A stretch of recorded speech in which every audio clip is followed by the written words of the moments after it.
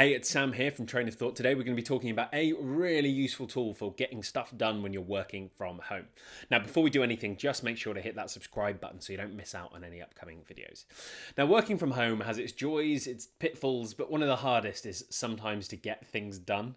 You kind of rise out of bed, you meander and wander into your home office, and it can feel quite difficult to get going. You don't have that commute or the rush to always get you going, particularly when this is currently being filmed during isolation period, so we're limiting how much we're going outside.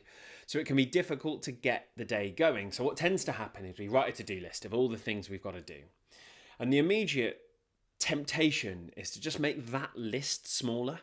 So we write everything down in this kind of linear list. And we go, well, I want to start ticking some of this off. Because if I tick some of this off, I'm going to feel like I've got stuff done and I'm going to feel great. So what we do is we do the easy things first. We just start ticking. We just knock them off one by one and we're like, yeah, they're great. But on this list are some really hard things to do that are pretty difficult and they require quite a lot of thought and energy and effort.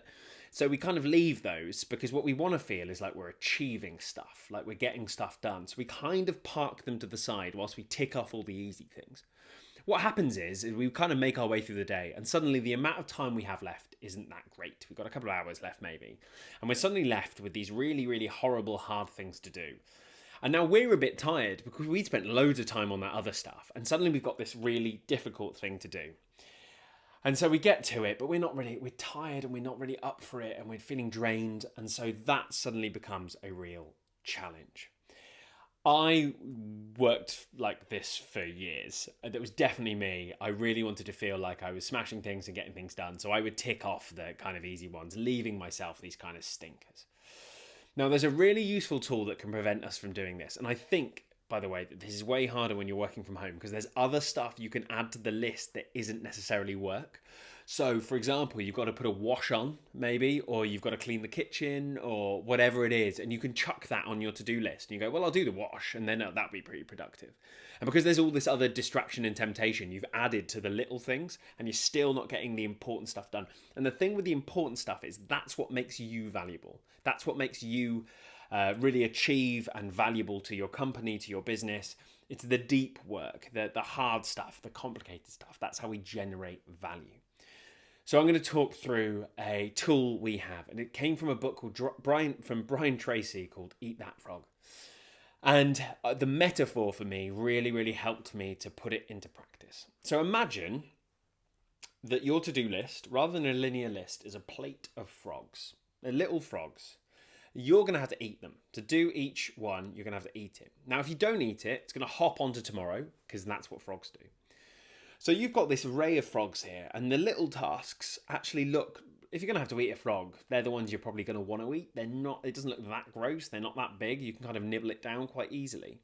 Now, the hard things are these big, great, stinking, slimy toads. They look gross, and they look like they're going to taste gross, and they're going to be really hard to eat.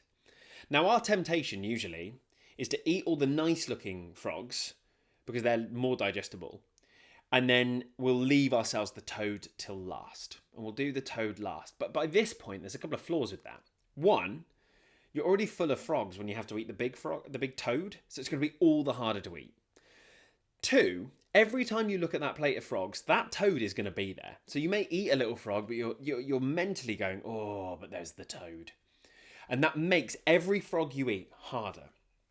So Brian Tracy says, well, what if we do the opposite? What if we eat that frog, the horrible, slimy, disgusting toad, first? Couple of advantages. Firstly, we're hungriest, so it's going to go down the smoothest. And secondly, once we've eaten the toad, we come back. All the little frogs, we can blast through those in no time without the weight of the big toad.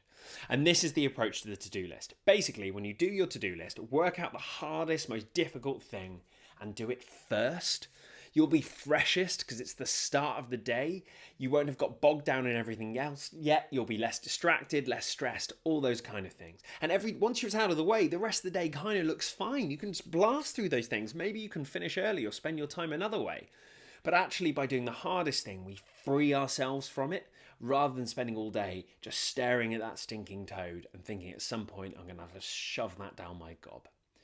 Now, this method works really well for me, really well. When I am eating the toad, often I'll do something called monk mode, which came from Cal Newport in his book Deep Work, and that's actually not check any emails or any instant messengers until I've eaten the toad to prevent myself being distracted, to keep myself focused. Eat that toad first, eat that frog, and then it will leave the rest of the day being all the smoother because you've got the hard stuff out of the way. When you're working from home with all those little shallow tasks you can do, it's really important to get up in the morning and hit the hardest thing first. That way you will feel so much freer for the rest of the day. It's a great productivity tool when you're in the office, but it's a fantastic one when you work from home when there's so much distraction. Now, I hope that helped. I'd love to hear any of your thoughts or your approaches to getting stuff done when you're working from home. Put those below. Make sure to hit that subscribe button, that like button if you did like it. And until we speak again, take care.